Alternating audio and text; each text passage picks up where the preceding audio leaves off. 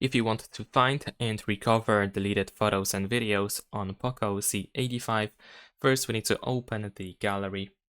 Now over here in the gallery, if you switch to this category over here at the bottom, we should be able to find a bunch of different folders, etc. And what you can do is you can find the recently deleted option. So we can go ahead and open this, and you should be able to find everything that you have removed in the last 30 days. If you want to recover something, you can, for example, press and hold your finger on a photo or a video. You can, of course, select multiple items at once if you want to. And then we have the restore option in the bottom left corner.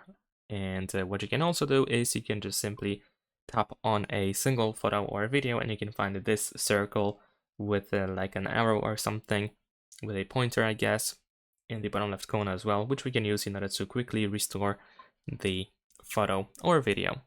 Subscribe to my channel.